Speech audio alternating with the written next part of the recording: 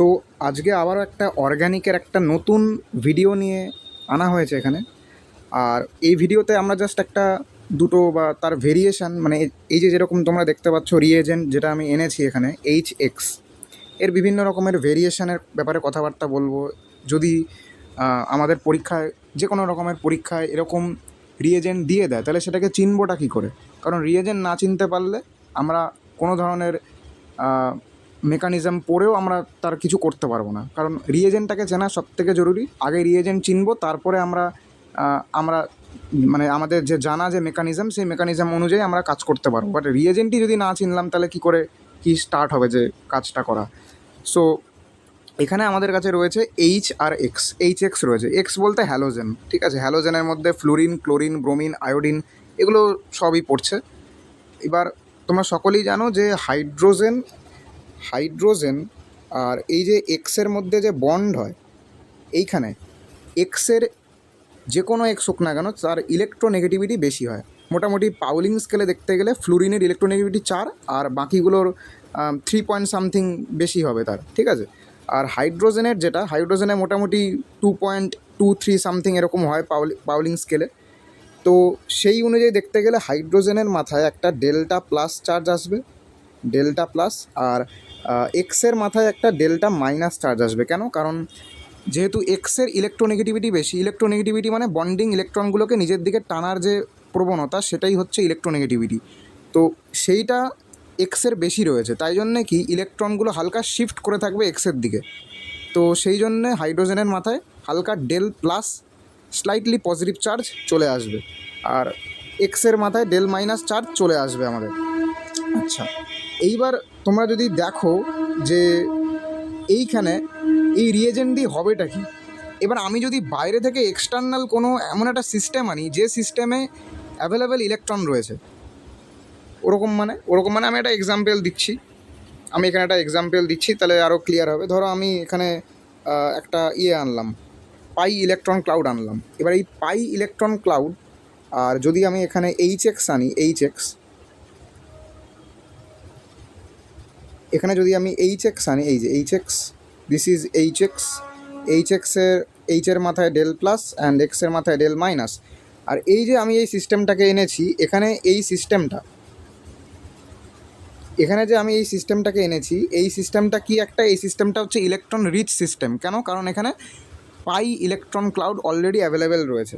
আচ্ছা, pi electron cloud available রয়েছে। এবার এটার সঙ্গে, এই অর্গ্যানিক কম্পাউন্ডটার সঙ্গে যখন এটার রিয়াকশান হবে, HX-এর রিয়াকশান হবে, তখন কি হবে?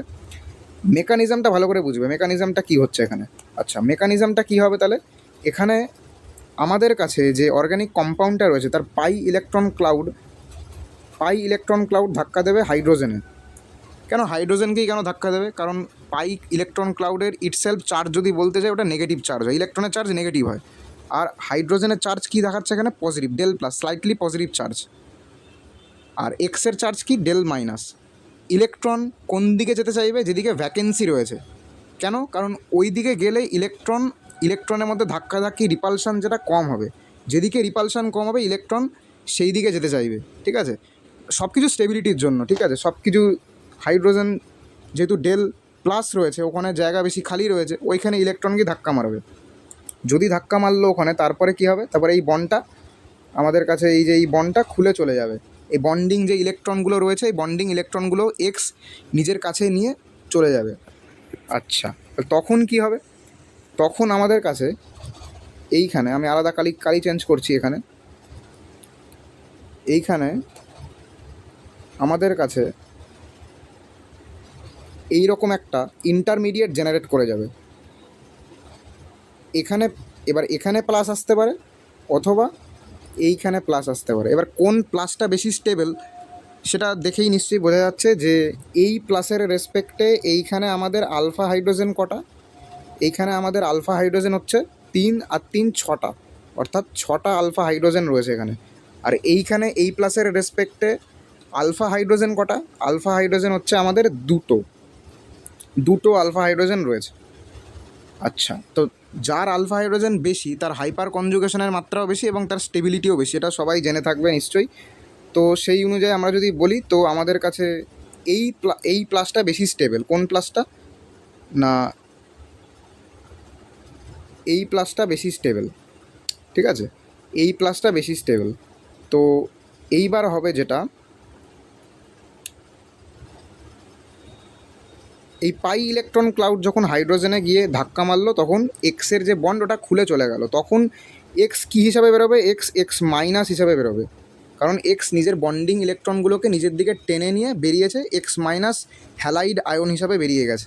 আচ্ছা, এবার যে কার্বোক্যাটায়ন যেটা জেনারেট করলো, এইখানে যে আমরা যে হাইড্রোজেনে ধাক্কা মারলো, হাইড্রোজেনে ধাক্কা মারলো মানে হাইড্রোজেনের সঙ্গে একটা বন্ড করলো, সেই বন্ডটা কোথায় করলো, এই যে এই হাইড্রোজেনের সঙ্গে এই বন্ডটা এইখানে। এই হাইড্রোজেনের বন্ডটা দেখানো অত্যন্ত ইম্পর্টেন্ট, কারণ আমি পরে যখন কোশ্চেন করাবো তখন ওইখানে ডিউটেরিয়াম বা ট্রিটিয়াম নিয়ে আসলে ওই ডিউটেরিয়াম বা ট্রিটিয়ামের পজিশানটা দিস ইজ ইম্পর্টেন্ট কিন্তু, কারণ ডিউটেরিয়াম আর ট্রিটিয়াম সবগুলোই হচ্ছে হাইড্রোজেনের আইসোটোপ, বাট ওগুলোর পজিশান দেখানো অত্যন্ত ইম্পর্টেন্ট।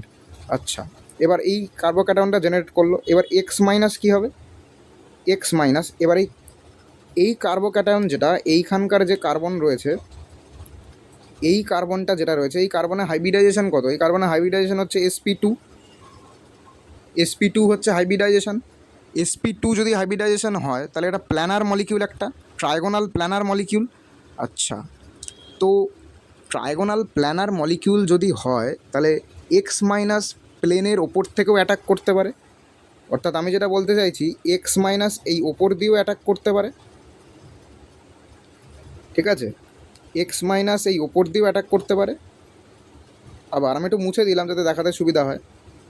আবার এই এক্স মাইনাস আমাদের নিচ দিয়েও অ্যাটাক করতে পারে, অর্থাৎ দু ধরনের কিন্তু আইসোমার তৈরি হয়ে যাবে সেক্ষেত্রে। তাই এটা অত্যন্ত ইম্পর্টেন্ট জিনিস, অনেকে খেয়াল করে না, বাট দিস ইজ ইম্পর্ট্যান্ট, এটা মনে রাখতে হবে, কারণ কোয়েশ্চেনে যদি জিজ্ঞাসা করে নাম্বার অফ আইসোমার কত, তাহলে সেক্ষেত্রে এটা কিন্তু বলতে হবে।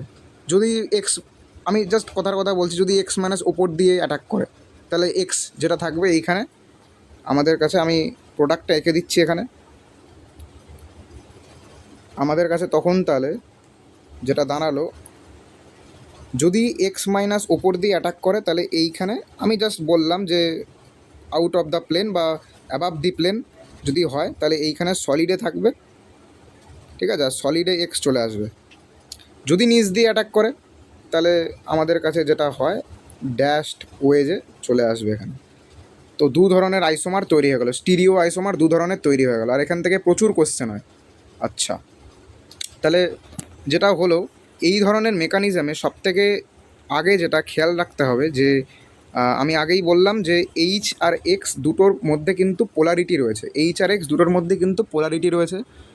কেন পোলারিটি রয়েছে, কারণ ইলেকট্রোনেগেটিভিটি ডিফারেন্স রয়েছে। আচ্ছা, তো যদি আমি ইলেকট্রন রিচ কোনো সিস্টেম নিয়ে আসি, অর্থাৎ যেখানে পাই ইলেকট্রন থাকবে, সেই পাই ইলেকট্রন আর এইচ এক্সের রিয়াকশানে মেকানিজমে যে পাই ইলেকট্রন যেটা রয়েছে সেটা হাইড্রোজেনে গিয়ে ধাক্কা মারবে, হাইড্রোজেনে ধাক্কা মারার পরে এখান থেকে এক্স তার নিজের বন্ডিং ইলেকট্রনগুলোকে নিয়ে বেরিয়ে আসবে এক্স মাইনাস হিসাবে।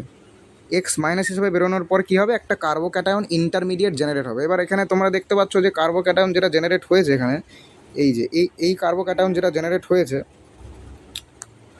এই কার্বোক্যাটায়ন যেটা, কালিটা না বোঝা যাবে না, অন্য কালি ব্যবহার করি,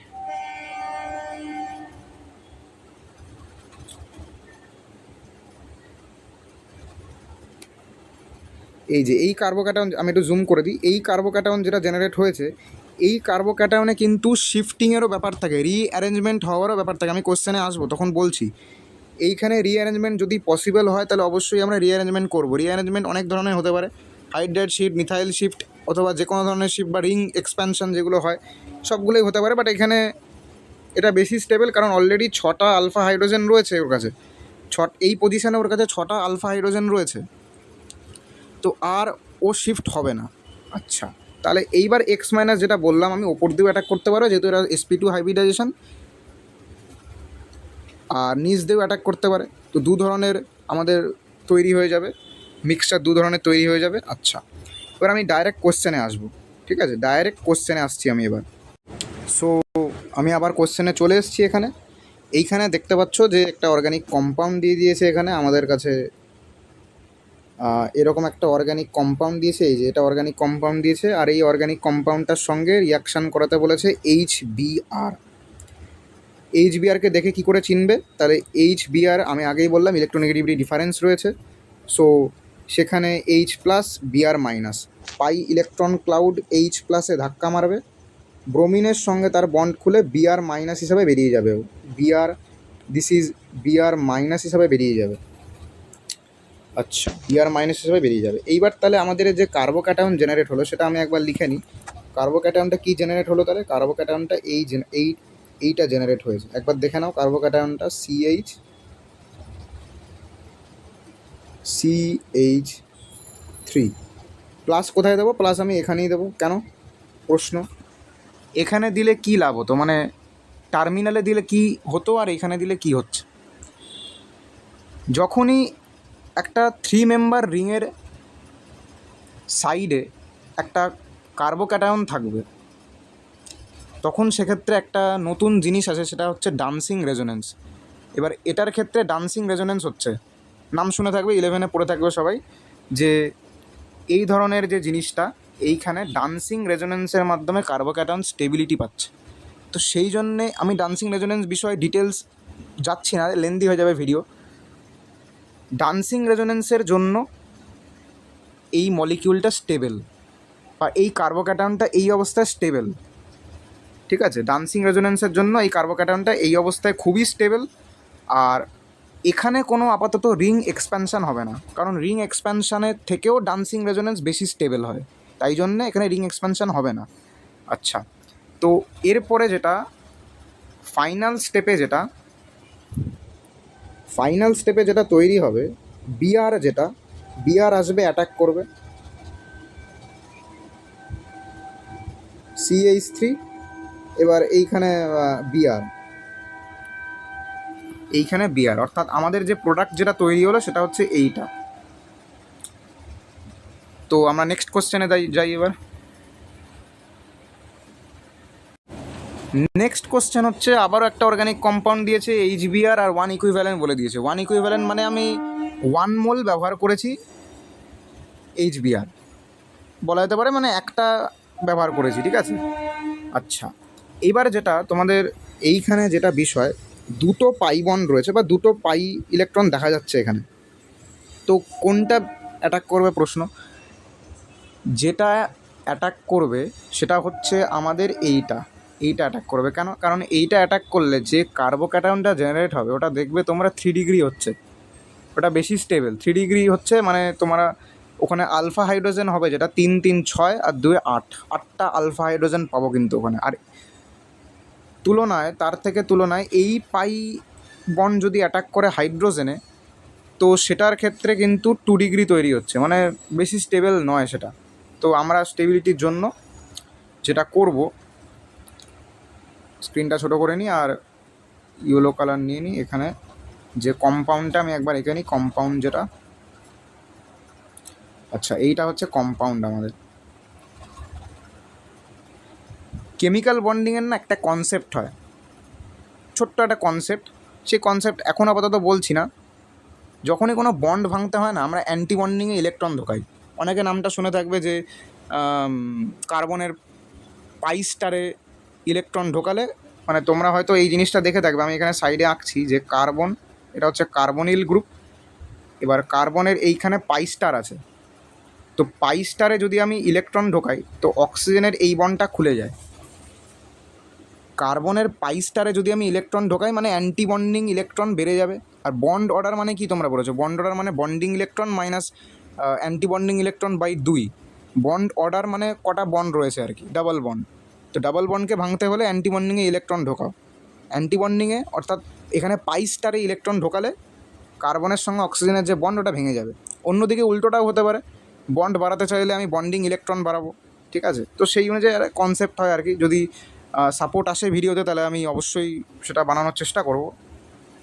আচ্ছা, তো এখন যেটা মুদ্রা বিষয়, যে আমাদের এখানে HBr রয়েছে, তো এই পাই ইলেকট্রন যেটা রয়েছে এটা HBr রয়েছে। এখন কি হবে, এই যে এই পাই ইলেকট্রন যেটা ধাক্কা মারবে হাইড্রোজেনে, আর এই বন্ডটা যাবে খুলে, বুঝতে পারলে তো, এই বন্ডটা যাবে খুলে। আচ্ছা, তো এইখানে এবার যেটা তৈরি হবে, কার্বোক্যাটায়ন যেটা তৈরি হবে, আমি বলে দিই কার্বোক্যাটায়নটা কী হবে। আমি আলাদা কালি ব্যবহার করি একবার। কার্বোক্যাটায়ন যেটা জেনারেট হবে, এইটা জেনারেট হবে কার্বোক্যাটায়ন। কার্বোক্যাটায়ন এটা জেনারেট হবে, আর এখানে পাই ইলেকট্রন, আর এখানে হচ্ছে আমাদের বিআর মাইনাস, এখানে হচ্ছে আমাদের বিআর মাইনাস। ওকে, বিআর মাইনাস। এইখানে এবার তোমাদের মনে হতে পারে যে বিআর মাইনাস কী হবে। বিআর মাইনাস এখানে বিআর মাইনাস এখানে অ্যাটাক করবে আর বিআর তৈরি হয়ে যাবে, বাট আদতে কিন্তু এরকমটা হবে না। মানে হবে, বাট এটা মাইনার প্রোডাক্ট হিসাবে তখন চলে, মানে একটা সলিউশনে মেজর আর মাইনার ছাড়াও আরও অনেক রকমের প্রোডাক্ট থাকে। এবার সেটা পার্সেন্টেজের ওপর ডিফার করে। মেজর প্রোডাক্ট 99.999% এরকম থাকে, বাকি প্রোডাক্টগুলো খুবই কম থাকে, সেজন্যই তো ওকে মেজর বলা হয়। এগুলো সব একটা সলিউশনে থাকে, ঠিক আছে। এবার এমন নয় যে এটা তৈরি হবে না, বাট ঠিক আছে, এটা একদমই মানে লেস স্টেবল বলা যেতে পারে। কেন লেস স্টেবল? লক্ষ্য করে দেখো, এই প্লাসকে ইলেকট্রন দেওয়ার মতো, এই যে এই প্লাসকে ইলেকট্রন দেওয়ার মতো কজন রয়েছে? এই পাই ইলেকট্রন ক্লাউড রয়েছে আর বিআর মাইনাস রয়েছে। কেন পাই ইলেকট্রন ক্লাউড তোমরা ভাবলে না কেন? পাই ইলেকট্রন ক্লাউড তো ওর নিজের স্ট্রাকচারই অ্যাভেলেবেল রয়েছে, তো পাই ইলেকট্রন ক্লাউডের থেকে তো ওর তাড়াতাড়ি ইলেকট্রন পাওয়ার সম্ভাবনা আছে। আমার বাড়িতে যে জিনিসটা অ্যাভেলেবেল রয়েছে, আমি কেন সেটা বাইরে গিয়ে কিনতে যাব বা অন্য কারোর বাড়ি থেকে নিয়ে আসতে যাব? যখন আমার বাড়িতেই অ্যাভেলেবেল রয়েছে, তো আমার বাড়িতেই তো ভ্যাকেন্সি এসছে, বাড়িতে জিনিসটা রয়েছে, পাই ইলেকট্রন ক্লাউডটা বাড়িতেই রয়েছে, তো আমি এখান থেকেই নেব, এখান থেকেই এই প্লাসকে ইলেকট্রন দেবো। আচ্ছা, আর সেটা একদম খুব তাড়াতাড়ি হবে। কিভাবে হচ্ছে আমি দেখাচ্ছি, কিভাবে হচ্ছে। কালারটা হালকা চেঞ্জ করে দিই। ওকে, এইখানে তাহলে যেটা তৈরি হলো, পাই ইলেকট্রন, আর এইটা হচ্ছে প্লাস চার্জ রয়েছে। এবার এই পাই বন্ডটা কী হবে, পাই বন্ডটা ভাঙবে, বাট ভাঙলে কোথায় পজিটিভ চার্জ তৈরি হলে বেশি স্টেবল? না, এইখানে পজিটিভ চার্জ তৈরি হলে বেশি স্টেবল, কারণ 2 ডিগ্রি। আচ্ছা, এইবার তাহলে দেখো, ভালো করে দেখো যে এইটা হচ্ছে 1, আমি নাম্বারিং করছি 1 2 3 4 5 অ্যান্ড 6 মেম্বারের একটা রিং তৈরি হবে। কারণ এই যে এই টার্মিনাল যেটা রয়েছে আমাদের কাছে, এই যে এই টার্মিনাল যেটা রয়েছে 1, এটা যাবে এইখানে, মানে 1 6-এর সঙ্গে জুড়বে। কিভাবে জুড়বে? রিং ফর্ম করেই জুড়তে পারবে। আচ্ছা, এইবার বোঝা গেল, তাহলে রিং ফর্ম করেই ওরা একমাত্র জুড়তে পারবে। কেন 7 মেম্বারের রিং কেন বানালাম না? কারণ 7 মেম্বারের রিংয়ে না প্রচুর স্ট্রেন হয়, আনস্টেবল কম্পাউন্ড ওটা। আচ্ছা, তো এইবার আমি কম্পাউন্ডটাকে ফাইনাল প্রোডাক্ট যেটা সেটা বানাবো। ফাইনাল প্রোডাক্ট হবে যেটা আমাদের 6 মেম্বারের একটা রিং তৈরি হবে, 6 মেম্বারের একটা রিং তৈরি হবে। আর আমি নাম্বারিং করছি 1 2 3 4 5 6, ঠিক আছে, এরকম একটা নাম্বারিং করলাম আমি। তো 6-এ দেখো দুটো মিথাইল গ্রুপ জুড়ে রয়েছে, তো 6টাকে আমি একটু সরিয়ে দিয়ে এখানে দুটো মিথাইল গ্রুপ অ্যাড করে দিলাম, আর কোথায় পজিটিভ চার্জ রয়েছে? 2-তে পজিটিভ চার্জ রয়েছে। ইরেজার দিয়ে না এটাকে একটু মুছে দিই, দেখতে সুবিধা হবে আর কি। ওকে, আমাদের কাছে যে পজিটিভ চার্জ যেটা রয়েছে, 2-এ পজিটিভ চার্জ রয়েছে, অর্থাৎ এইখানে পজিটিভ চার্জ আসবে। এবার কোনোভাবে না শিফটিংও পসিবল হচ্ছে না এখানে, কিন্তু কোনোভাবে কি শিফটিং পসিবল হচ্ছে? এখানে কটা আলফা হাইড্রোজেন? 4টে আলফা হাইড্রোজেন রয়েছে, 4টে আলফা হাইড্রোজেন রয়েছে এখানে। সো 4টে আলফা হাইড্রোজেন যেহেতু রয়েছে, যদি এই প্লাসটা এইখানে আসে, তো কটা আলফা হাইড্রোজেন পাবে? এখানে তো 4টে বন্ড ফর্ম করেই আছে অলরেডি, তো এখানে আর কী করবে? কোনো হাইড্রোজেন নেই, 2টো আলফা হাইড্রোজেন পাবে, অর্থাৎ স্টেবিলিটি কমে যাবে, তাহলে ও শিফট হবে না। তাহলে যদি এই দিকে আসে, সে একই 4টে আলফা হাইড্রোজেনই পাবে। শিফটিং একমাত্র তখনই হবে যখন প্রত্যেকটা স্টেপে স্টেবিলিটি বেড়ে যায়। স্টেবিলিটি যদি বাড়ে তবেই একমাত্র শিফটিং হবে, নাহলে হবে না। আচ্ছা, তাহলে এইবার আসবে বিআর মাইনাসের এন্ট্রি। বিআর মাইনাস কী করবে, বিআর মাইনাস আবার অ্যাটাক করবে ওপর নিচ যেখান থেকে খুশি, যেহেতু এটা প্ল্যানার মানে sp2 হাইব্রিডাইজড রয়েছে, তো যেখান থেকে খুশি অ্যাটাক করতে পারে। ফাইনাল প্রোডাক্ট যেটা তৈরি হচ্ছে সেইটা হচ্ছে এইরকম কিছুটা টাইপের। এইটা হচ্ছে final product, this is our final product. তো বুঝতেই পারছো কি স্ট্রেট চেন ছিল, কোত্থেকে রিং ফর্ম করে গেল। প্রচণ্ড ভালো কোশ্চেন এটা, এই টাইপটা চাইলে দেখে রাখতে পারো, ঠিক আছে। আমাদের নেক্সট কোশ্চেন দেওয়া আছে এইচবিআর 2 ইকুইভ্যালেন্ট মিথাইল আর অ্যালডিহাইড গ্রুপ দুটো জুড়ে রয়েছে। এখানে একটা ইনফরমেশন জানা দরকার যে জিওসিতে আমরা হয়তো পড়ে থাকবো আমরা যে সিএইচও যেটা, এই যে সিএইচও যেটা, এটা কি গ্রুপ?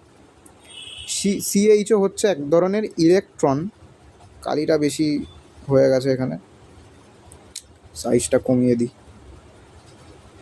আচ্ছা, সিএইচও হচ্ছে এক ধরনের ইলেকট্রন উইথড্রয়িং গ্রুপ, ইলেকট্রন ক্লাউডকে নিজের দিকে টানবে অ্যালডিহাইড গ্রুপ, ঠিক আছে।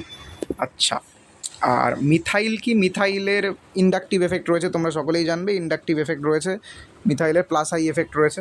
তো মিথাইলের যেটা রয়েছে প্লাস আই, মানে বলতে গেলে electron donating group, this is an electron donating group. আচ্ছা, তো এইখানে বিষয়টা কী হবে, যেহেতু এইচবিআর 2 ইকুইভ্যালেন্ট নেওয়া হয়েছে, তো দুটো পাই বন্ড দেখা যাচ্ছে স্ট্রাকচারে রয়েছে, দুটোই এইচবিআরকে অ্যাটাক করবে। এইচবিআরকে অ্যাটাক করার পরে যে ইন্টারমিডিয়েট যেটা তৈরি হবে, সেই ইন্টারমিডিয়েটটা আমি বলে দিচ্ছি। এখানে ইন্টারমিডিয়েটটা কী তৈরি হবে, এখানে যে ইন্টারমিডিয়েট তৈরি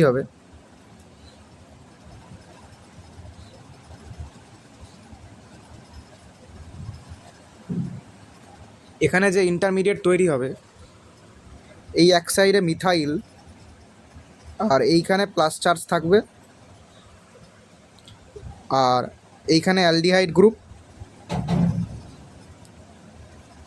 ওকে, এখানে অ্যালডিহাইড গ্রুপ, আর অ্যালডিহাইডের জাস্ট অ্যাডজাসেন্টে প্লাস চার্জটা থাকবে। এবার বুঝতেই পারছো আমি কেন প্লাস সাইডে রাখলাম, কারণ অ্যালডিহাইডের সঙ্গে ডাইরেক্টলি যদি প্লাস চার্জ জুড়ে থাকতো তাহলে অ্যালডিহাইড কি প্লাসের থেকে আরও ইলেকট্রন নিয়ে নিত, প্লাসের কাছে তো নেই ইলেকট্রন, আরও বেশি আনস্টেবল হয়ে যেত। আর মিথাইলে কেন এইখানে প্লাস চার্জ দিলাম নিশ্চয়ই বুঝতে পারছো, কারণ মিথাইলের ওখানে 3, 2, 5 আর 2, 7, 7টা আলফা হাইড্রোজেন রয়েছে। হাইপার কনজুগেশন দিয়েও ব্যাখ্যা করতে পারো, ইন্ডাকটিভ দিয়েও ব্যাখ্যা করতে পারো, যেটা খুশি মনে হয় সেটা করতে পারো। আর এইখানে তাহলে এইবার বিআরের এন্ট্রি হবে আমাদের কাছে, যে বিআর মাইনাস, যেটা 2 মোল বিআর মাইনাসের এন্ট্রি হবে এখানে। একটা বিআর যাবে এইখানে, আর একটা বিআর যাবে এইখানে। ওকে, তাহলে এবার ফাইনাল প্রোডাক্ট কী হবে? ফাইনাল প্রোডাক্টটা আমি এখানে এঁকে দিচ্ছি। ফাইনাল প্রোডাক্ট যেটা হবে আমাদের কাছে,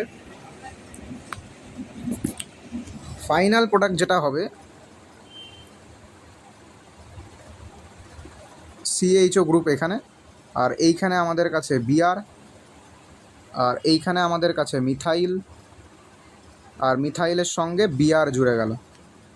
হ্যান্ডরাইটিং খারাপ হচ্ছে কারণ হাতে লিখছি, বুঝতেই পারছো তোমরা, ঠিক আছে। তো একটু অ্যাডজাস্ট করে নিও, কনসেপ্টটা বোঝার চেষ্টা করো, হ্যান্ডরাইটিং ম্যাটার করে না এখানে। আজকে অনেক রকমের নতুন কনসেপ্ট শিখেছো তোমরা, সেটাকে কীভাবে অ্যাপ্লাই করবে সেটা তোমাদের ওপর নির্ভর করছে। আমি এইভাবে অ্যাপ্লাই করতে হয় এটা শেখালাম। আরও অনেক কোশ্চেন এনেছিলাম, বাট ঠিক আছে, ভিডিও লেন্দি হয়ে যাচ্ছে, ঠিক আছে। তো আমি নেক্সট কোশ্চেনগুলো যেগুলো, ওগুলো অবশ্যই ডিসকাশান করব পরে। আমি কোশ্চেন এনেছিলাম, ঠিক আছে। তো এইরকম কোশ্চেন অনেক এনেছিলাম, এই একটা কোশ্চেন একটু বড় করে দেখিয়ে দিই। ডিসিএল দিয়ে এনেছিলাম, ডিউটেরিয়াম দিয়ে, ভাবলাম করাতে পারবো হয়তো। এখানে H+H2O আরও অনেক রকমের ডিফারেন্ট রিয়েজেন্ট রয়েছে, আমি ভাবলাম সেগুলো হয়ে যাবে, বাট ভিডিও লেন্দি হয়ে যাচ্ছে, ঠিক আছে। তো আমি অবশ্যই এগুলো ডিসকাশান করবো পরে, যদি এই ভিডিওতে ভালো সাপোর্ট আসে তাহলে আমি পরে অবশ্যই ওই কোশ্চেনগুলো ডিসকাশান করব। যদি কারোর ফিজিক্স বা ম্যাথে সমস্যা থেকে থাকে তো আমাকে কমেন্টে মেসেজ করতে পারে, বা কেমিস্ট্রি রিলেটেড যা কিছু তাই, পিসিএম নিয়ে। তো ভিডিওটা এখানেই এন্ড করছি।